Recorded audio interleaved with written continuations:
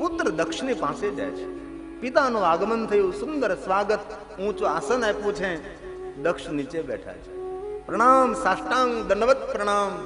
પિતાજીની સુંદર પરિક્રમા કરીને કહ્યું છે, હે પિતા બ્રહ્મા, હું આપની કઈ સેવા કરું? હવે આ બ્રહ્મા શ્વાસ લઈને છોડે છે, જેને આપણે નિશાસો કહીએ છીએ. દક્ષ પૂછવા લાગે, બ્રહ્મા, આપ આવું વર્તન શા માટે કરો છો? તમે નિશાસા શા માટે નાખો છો? ત્યારે બ્રહ્મા બોલ્યા છે, દક્ષ, આપની પાસે ધન, સંપત્તિ, વૈભવ, પદ, પદવી, માન, સન્માન, પ્રતિષ્ઠા એક પણ વસ્તુની કમી નથી. પરંતુ દક્ષ, તમારું જીવન પૂર્ણ નથી, તમારું જીવન અપૂર્ણ છે. ક્યાં કારણે પિતા બ્રહ્મા? સાંભળો પુત્ર દક્ષ, ધન, સંપત્તિ, વૈભવ, પદ, પદવી, પ્રતિષ્ઠા, માન, સન્માન, બહુમાન કેટલું તમારી પાસે છે. દેવતાઓ તમારું સન્માન કરે, ઋષિમુનિઓ તમારું સન્માન કરે, પરંતુ તમારું જીવન પૂર્ણ નથી, તમારું જીવન અપૂર્ણ છે. કારણ કે તમારા આંગણે દીકરીનો જન્મ નથી થયો. પૂર્ણ તો તે છે કે જેના આંગણે દીકરી જન્મે છે, જેના આંગણે પુત્રનો જન્મ થાય, જેના આંગણે દીકરી જન્મે છે. જરૂર આપણે મહિમા સાંભળ્યો છે, આંગણે દીકરો જન્મે, દીકરો જન્મે, દીકરો જન્મે. આંગણે દીકરો જન્મે તો મા બાપને સ્વર્ગમાં લઈ જાય.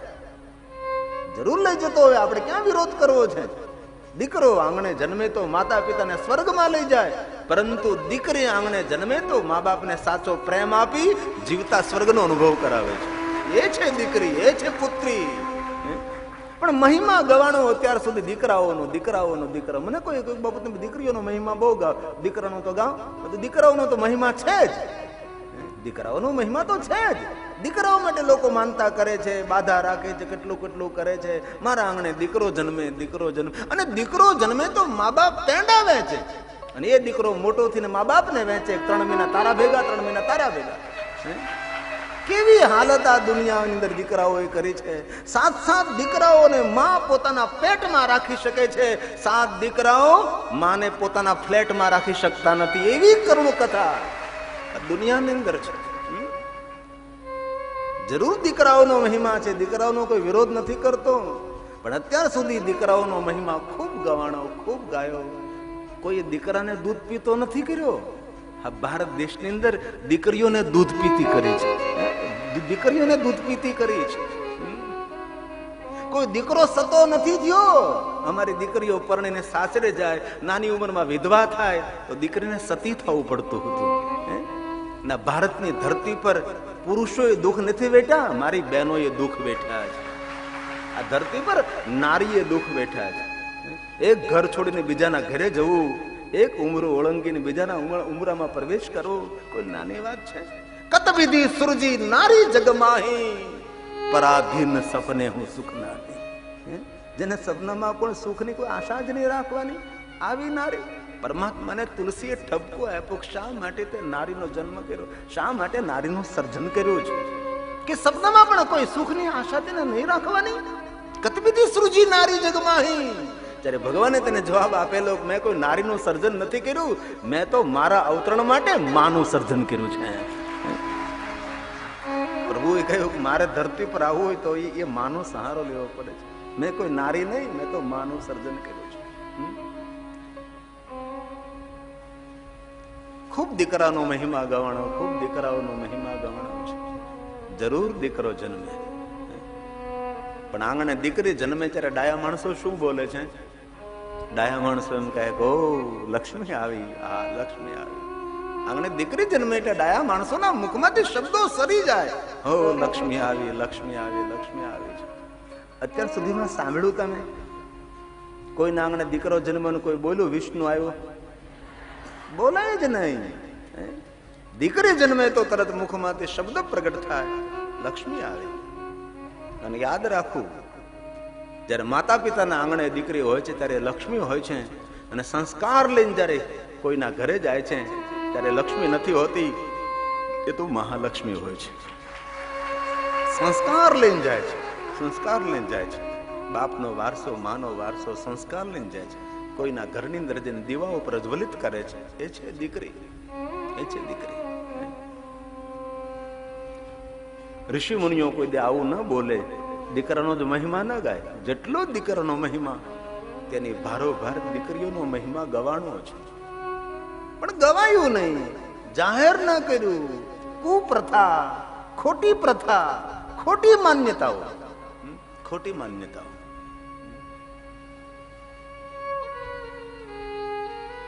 બેટી બચાવોના આંદોલનો કરવા પડે આ દેશની અંદર. આટલો પવિત્ર દેશ, ખોટે ખોટા બરાડા પાડીએ છીએ. આમ તો અડધા પ્રમાણમાં તો આપણા માણસોમાં બુદ્ધિ જ નથી. તો તમે જાઓ અમેરિકા, ઇંગ્લેન્ડ, કેનેડા, ભલે લોકો જે ખાવું હોય, જે પીવું હોય એ મુબારક તેને, પણ તેની શિસ્ત, તેની વ્યવસ્થા, તેની સિસ્ટમ, આપણી પાસે બધું હોવા છતાં આપણી પાસે કાંઈ ગોઠવણ નથી. આપણી પાસે કોઈ વ્યવસ્થા, ગોઠવણ નથી. જેમ જેને ફાવે એમ બેફામ જીવન જીવે. બાકી ભારત પાસે શું નથી? કોઈ દેશ પાસે નથી ને એવું ભારત પાસે છે. એ આપણો ભારત દેશ છે. પણ ગોઠવણનો અભાવ, વ્યવસ્થાનો અભાવ, કાયદા કાનૂનનું પાલન નહીં કરવાનું, કાયદા કાનૂન તોડવાના નહીં, ટ્રાફિક પાલન ને કોઈ જેને જેમ ફાવે.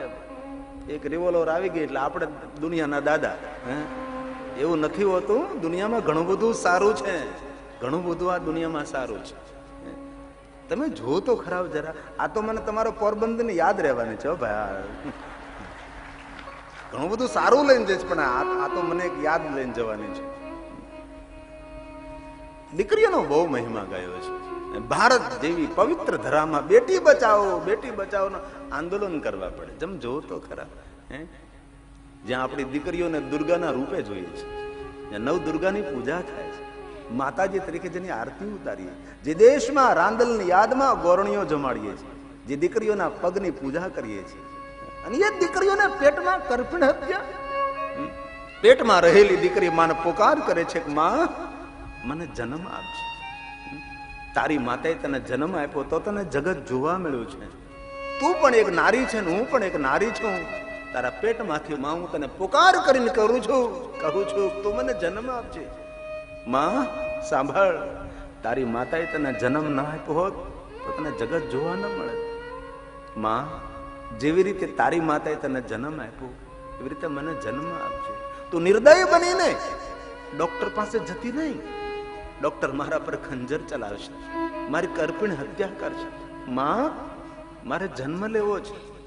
માં, તારી માતાએ તને જન્મ આપ્યો તો જગત તને જોવા મળ્યું, પણ માં સાંભળ, મારે જન્મ લઈને જગતને જોવું નથી. મારે જન્મ લઈને જગતને કંઈક કરી દેખાડવું છે કે દીકરા કરતા પણ શ્રેષ્ઠ બની શકે છે. અને વર્તમાન યુગની દીકરીઓ શું ન કરે ભલા. વર્તમાન યુગની દીકરીઓ ભણી ગણીને કેટલી ઊંચાઈ ઉપર પહોંચે છે. તમે જોવો તો ખરા. મોટી મોટી ઓફિસર હોય, મોટી મોટી પ્રોફેસર હોય, આર્કિટેક્ટ હોય, એન્જિનિયર હોય, વકીલ હોય, કેવી મોટી મોટી પદવી પર દીકરીઓ બિરાજતી હોય છે.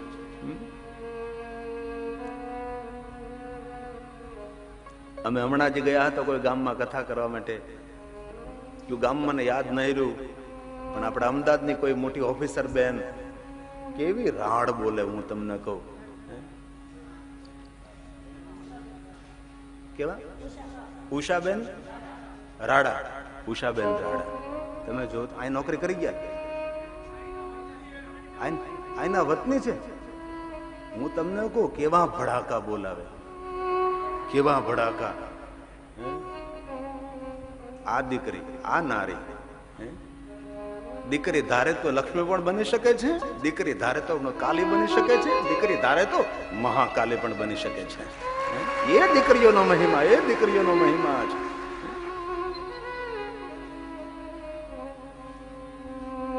અને જે બાપને દીકરી નથી ને એ બાપ તો અધૂરો બાપ છે.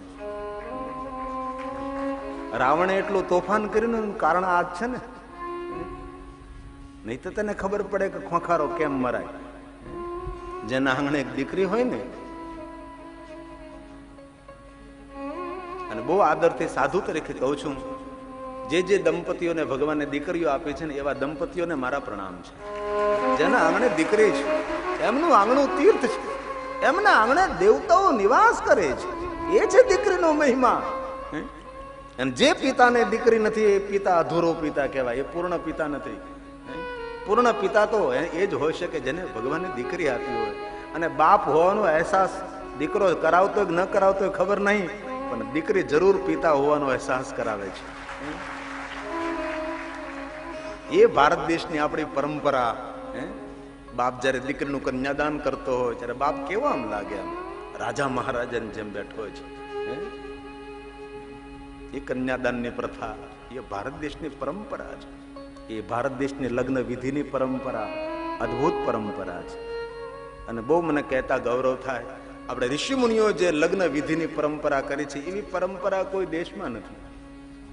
એ મંગલ ફેરાવો, અગ્નિની ઉપસ્થિતિ, બ્રાહ્મણો સુંદર મંત્રો બોલીને વાતાવરણને પવિત્ર કરતા હોય, એક બાજુ બહેનો મંગલ ગીતો ગાતી હોય, કેટલું દિવ્ય વાતાવરણ હોય. એમાં ભાઈ જવતલીઓ બનીને આવે, નામ જવતલ હોમે, બેન પાછી કંકુનો ચાંદલો કરે, ચોખા લગાડે. અને કેવી આપણા સૌરાષ્ટ્રની પરંપરા, જવતલીઓ બનીને ભાઈ જયારે વિવાહ મંડપમાં આવે છે ત્યારે બહેન ભાઈનું સ્વાગત કરે છે. એ જવતલ હોમે એ પહેલા તો બહેન પોતાના ભાઈના દુખણા લે. તમે જો દુખણા લેવાની પ્રથા આપણી સૌરાષ્ટ્રની છે. બાકી કોઈને દુખણા લેતા ના આવડે, દુખણા લેતા ના આવડે. દુખણા લેતા મારી સૌરાષ્ટ્રની દીકરીઓને આવડે છે. દુખણા કેવી રીતે લેવાય. પિતાને દુખણા લે, ભાઈને દુખણા લે, કાકાને દુખણા લે, મામાને દુખણા લે. દુખણા પિતાજી, કાકા, ભાઈ, મામા, તમારું દુઃખ બધું હું ઉપાડવા માટે તૈયાર છું. એ છે દુખણા, એ છે દુખણા. એ દુખણા, એ પરંપરા આપણી. આ માથ મૂકે કેટલા વાલથી, આ પ્રથા, આ દુખણાની પ્રથા છે. એમાં પછી જો ટચાક્યા ન ફૂટે તો સમજવું કે આમાં કઈક ગોટાળો ખરો, ખાલી દેખાવ જ કર્યો છે. કડા કડી બોલવી જોઈએ તો સમજવાનું કાને પ્રેમ છે. ઘણા આમ કરે, આમ કરે. તું માર છો કે દુખણાને જ કઈ ખબર નથી પડતી. આમ કઈ હોય. કેટલી સરસ ભારત દેશ. આમ જવતલ હોમતો હોય ભાઈ, બહેન ભાઈની સામે નજર ન કરી શકે. એ જવતલીઓ, એ બેન ભાઈનો પ્રેમ કેવો લગ્નમાં નીતરતો ઉતરતો પ્રેમ, આમ કેવું લાગતું હોય. જયારે ભાઈ જવતલની આહુતિ આપતો હોય ને ત્યારે બહેન માટે બધાનો પ્રેમ ગૌણ બની જાય અને ભાઈનો પ્રેમ ત્યારે પ્રધાન બનતો હોય છે. જે સમયે જવતલ હોમતો ભાઈ હોય એ સમયે બહેનનો પૂર્ણ પ્રેમ ભાઈ ઉપર ઉભરાતો હોય છે. જરૂર કોઈ દીકરીઓને સગો ભાઈ ન હોય ત્યારે દીકરીઓને ખૂબ વેદના થતી હોય છે. ત્યારે મનોમન ઠપકો પણ ભગવાનને આપતી હોય છે કે મારી કેટલી સખીઓ છે, એને એક બબ્બે ભાઈઓ તે આપ્યો પણ મને એક ભાઈ ના આપ્યો, એક ભાઈ ના આપ્યો. જરૂરી તો કાકા દાદાનો મામાનો ભાઈ હોય, કોઈ પિતરાય ભાઈ હોય, એ જવતલની આહુતિ આપી દે અને એક વિધિ પૂરી કરે છે. બાકી જે દીકરીઓને સગો ભાઈ ન હોય ને એ દીકરીઓને ખબર પડે કે સગા ભાઈ વગર કેવી વેદના થતી હોય છે. એ બેન ભાઈનો પ્રેમ, એ બેન ભાઈનો પ્રેમ. મને પહેલા દિવસેથી કહેવાનું, બાપુ એક પંક્તિ ગાજો, બહુ જૂની છે પણ બહુ હૃદયને સ્પર્શ કરનારી છે. કોણ હલાવે લીંબડી, કોણ ઝુલાવે ભાઈની બેની લાડકી, ભલો ઝુલાવે લાડકી. કોણ હલાવે લીંબડી, કોણ ઝુલાવે ભાઈની બેની લાડકી, ભલો ઝુલાવે લાડકી. બહુ જૂનું ગીત છે. ઘણા વર્ષ પહેલા સોનબાઈ ની ચુંદડી એવું ફિલ્મ બનેલું અને હું તો એવો આગ્રહ રાખું છું કે આ બધા જૂના થયેલા ફિલ્મો નવા કલરમાં નવા હીરો હિરોઈન સાથે બનાવવા જોઈએ. કેવી પ્રેરણા આપનારા, કેવી પ્રેરણા આપનારા. પોતાના ભાઈઓ જે બહેનને લાડ લડાવતા હોય, બહેનને જે અથડાઈમાં રાખતા હોય, જે બેન બહેનો પ્રેમ ધીમે ધીમે લુપ્ત થતો જાય છે ને, ત્યારે બેન બહેનો પ્રેમ ઓછો થતો જાય. ઓછો કેમ થતો જાય ખબર તમને? જમીનના ભાવ વધ્યા એટલે. જમીનના ભાવ વધ્યા તો બેન ભાઈના ભાવમાં ઘટાડો થયો. બહેન ભાઈ સામે કોર્ટમાં ઉભી હોય, જમીનના ભાગ લેવા.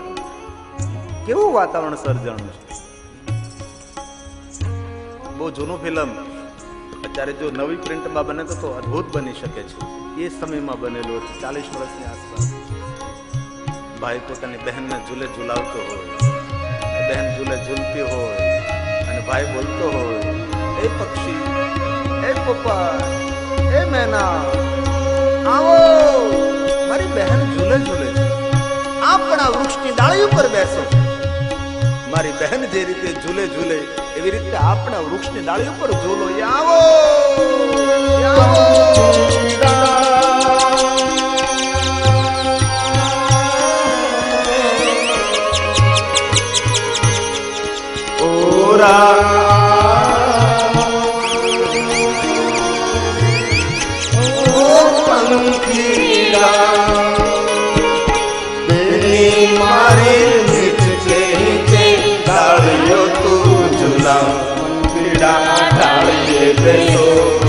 પોપટજી પ્રેમથી બેસો, પંખીડા ડાળીએ બેસો, પોપટજી પ્રેમથી બેસો.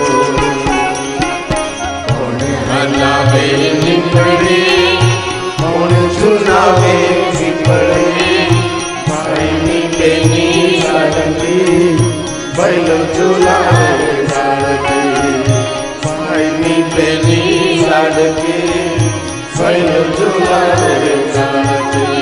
એને ભાઈ ના હોય, સગો ભાઈ ના હોય, જેના નાનપણમાંથી માતા પિતા ગુજરી ગયા હોય, એમની હાલત કેવી હોય, એમની જીવન એનું કેવું હોય. ભાઈ મરે ભવનારી,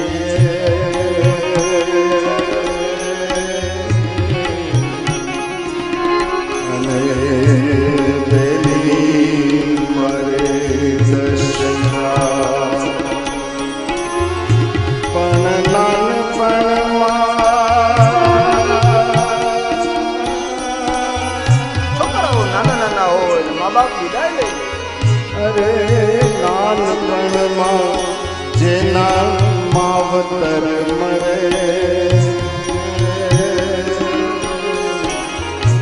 એને ચારે દિશામાં. એ ગામડું મધ્ય ગુજરાતનું, અમે ત્યાં કથા કરવા ગયેલા. 100 વીઘાનો ખાતેદાર ગામનો સરપંચ, એમનો એકનો એક દીકરો રોજના 35 ગુડકા ખાય. અમે સમજાવ્યું તેને કે આ મૂકી દે, આ ન ખવાય, કેન્સર થશે. આ તારા બાપનો વારસદાર તું એકલો છે, તારો બાપ એટલો પ્રતિષ્ઠિત માણસ છે. અને 3 વર્ષની દીકરી હતી. અમે ઘણો સમજાવ્યો, પણ કુબુદ્ધિ માણસ ક્યાં સમજે, ક્યાં માને. અને પછી થોડા સમય પછી અમને ખબર પડી કે માણસને કેન્સર થઈ. અંદાજ લઈ ગયા, ગલોફો કઢાયો, કેવો કુરૂપ બની જાય. ડોક્ટરે એમ કહ્યું કે આટલું કાઢી નાખ્યું છે, તેને કાચમાં જોવા નહીં દેતા, અરીસામાં નહીં, કારણ કે આઘાત લાગશે તેને. એ થોડીક આમ ધ્યાન રાખજો તેનું. થોડા સમય પછી સર્જરી કરી નાખશો એટલે સારું બધું ગોઠવાઈ જશે. હવે કોઈને ખબર વગર આ યુવાન અરીસામાં જોઈ લીધું અને પોતાને આઘાત લાગ્યો, કહો મારું એટલું બધું જડબું કાઢી નાખ્યું છે, અને એને એટેક આવી ગયો અને મૃત્યુ પામ્યો. તમે જો તો ખરા. પછી મેં સાંભળ્યું, એ માણસ બહુ ડાયો માણસ હતો. તેને જે પુત્ર દીકરો તો મૃત્યુ પામ્યો ગયો, તેને જે પુત્ર વધુ હતી એને સારી જગ્યાએ પરણાવી દીધી. કોણ યુવાનનો ભાર વેંઢારે, કોણ ઉપાડે આ બધું? અને પછી શું કર્યું? એ તો જતી રહી, આ મૃત્યુ પામ્યો. આ 3 વર્ષની દીકરીને શું કરવાનું હવે? હવે આને શું કરવાનું? બાપ વગર અને મા વગર જીવતર પૂરું કરવાનું ને.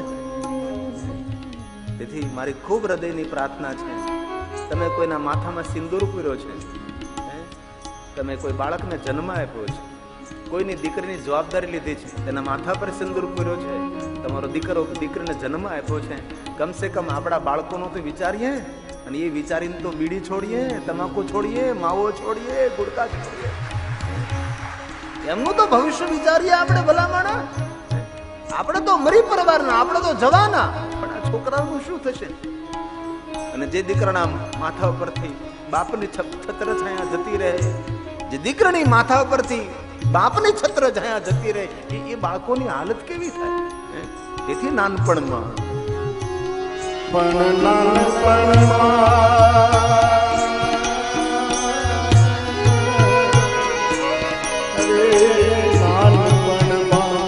જેના માવતર મરે એને ચારે દિશા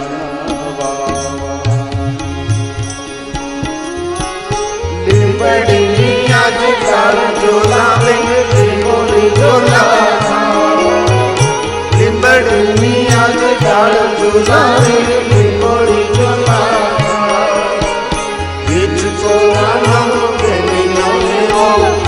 ઝૂલણીઓ જાય લીંબડી હેઠે તેની બારી જ ખેલી છે લીંબડી હેઠે તેની બારી છે બોલીએ સાથ में કોણ હલાવે લીંબડી કોણ ઝૂલાવે લીંબડી ભાઈની બેની લાડકી ભલો ઝૂલાવે ડાળકી તેની લાડકી પહેલો ઝુલાવે ડાળકી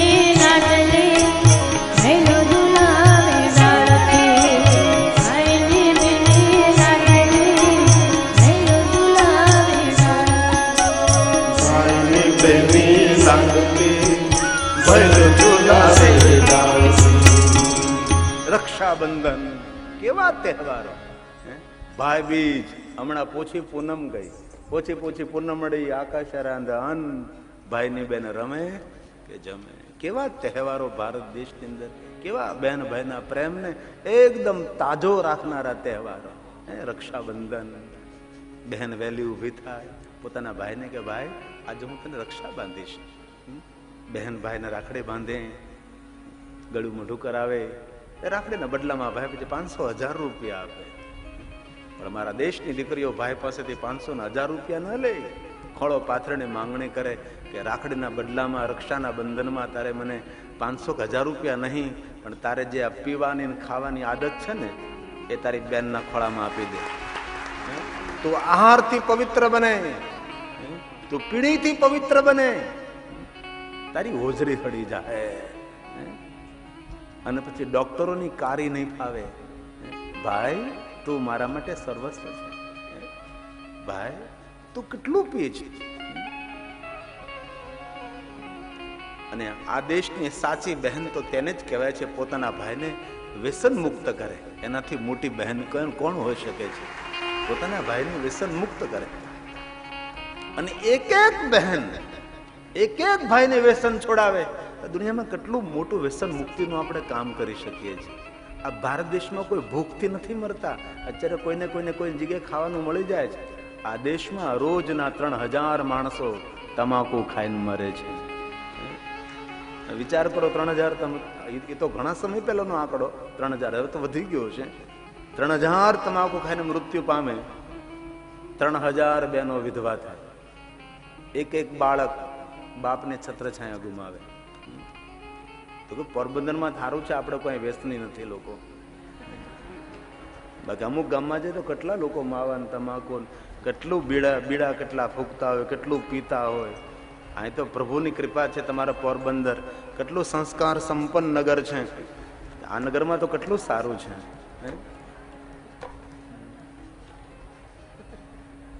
તેથી મારી બહેનોને ખૂબ મારી પ્રાર્થના છે, દીકરીઓનો મહિમા છે. ધન્ય છે એ પિતા જે બાપને ભગવાનને દીકરી આપે છે. ધન્ય છે એ માતા જે માતાએ આ ધરતી પર દીકરીઓને જન્મ આપ્યો છે. એ મા દેવતાઓ માટે પણ વંદનીય બને છે. અને ઉંમરલાયક વૃદ્ધ માતાઓને પણ મારી પ્રાર્થના છે, તમારી પુત્ર વધુ દીકરીને જન્મ આપે, મુખ હસતું રાખજો ભલામણા, મુખ હસતું રાખજો જરા. આ રોગ ભાઈઓ કરતા બહેનોમાં વધારે હોય છે. પુત્ર વધુ દીકરાને જન્મ આપે તો એવી ફૂલાય ને એવી આમ, પણ જો પુત્ર વધુ દીકરીને જન્મ આપે તો તરત તેનું મોઢું બગડી જાય.